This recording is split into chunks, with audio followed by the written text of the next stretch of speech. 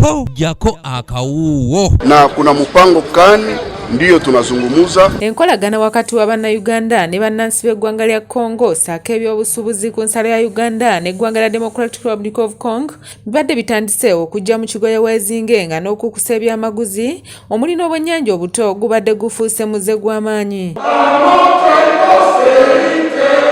Kino kiwaliriza abakulembeze okuva wano okutula ne bannaabwe okuva mu ggwanga lya Congo okulaba engeri gye bayinza okunogera eddagala ekizibu kino. Abagenda Congo bagenda ne basuubula, abava Uganda ne bagenda nabe Congo, abave Congo bajja.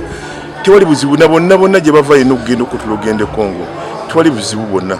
Sasa mimi nilikuwa naomba wale wakubwa ya ngamo kuliko kuzibia wachuruzi wasikuja sokoni, wakubali wakuja sokoni.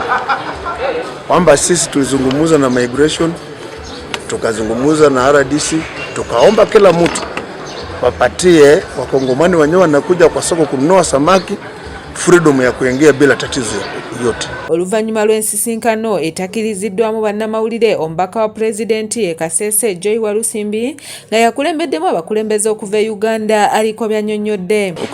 Okwejjukanya muno okwetereeza mu buntu obutonotono obadde buliwo wakati w'abasuubuzi baffe ab'enjuyi zombi okuva e Congo ne Uganda. Naddala bano abatwala ebyennyanja. Abamu babadde bajja n'emmotoka nga baagala zigenda ate nga teziri ku transit. Teneza transit ezimu nga basuspecting okuba mu bwennyanja obuto. Kati olumu bazikwata ne bazitwala Entebbe ne basalawo ne bakebera basanga bikyamu ne babitunda. Naye kati kuno twagadde tutuule tukanye bulungi ne bannaffe ab'e Congo kuba tuli muntu omu era ne betukolayo bingi nabo bibatwagalamu bingi. General Omyoga Chausi nga yakulembeddemu abakulembeze abavudde mu ggwanga lya DRC agambye nti omukulembeze w'eggwanga Yoweri Kaguta Museveni bw'aba asobola okutuula ne munne Felix Tshisekedi ow'eggwanga lya Congo ne boogera ebizimba amawanga gombiriri tewali nsonga lwaki ate abantu be bakulembera babeera balabe okuleka okunyweza omukwano. Kama vile viongozi wote na kwa mfano wetu niyo marais mbili, rais wa Kongo na rais wa Uganda. Sasa pourquoi pas sisi wananchi na viongozi wenye tunakutanika katika hiyo mtaa mbili wa Kasese na wa Beni hatuwezi tukapata kuzungumuza, kwani wa rais wa kwetu wanazungumuza kwa kweli na haki, na sisi wa chini tunapasha kuwa kwa neno moja ili kusindikiza hiyo amani.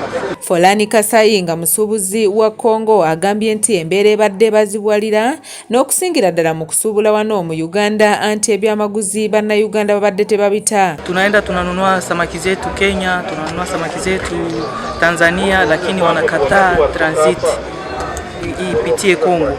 Sasa tumevumbua hiyo mchezo ilikuwa hapo, wameivumbua, wataenda wakifafanua polepole na wametuhakikishia kwamba transit ya aina kabisa shida. Sylvester Mapozi nga yemeya ku nsalo Mpondwe agambye nti embeera eno evuddeko n'emisolo okukeewa nga kumpi ensimbi eziri mu bukadde 6 buli mwezi Uganda zebadde efiirwa. It has been a source of revenue where we have been losing 600 million per year, and since the 2020 and 2021 we haven't collected anything. So for us as a local government here of Mpondwe, we are going to achieve as in collection of revenue from the market. Robert Kule yakusakidde eggulire lino okula ABS television.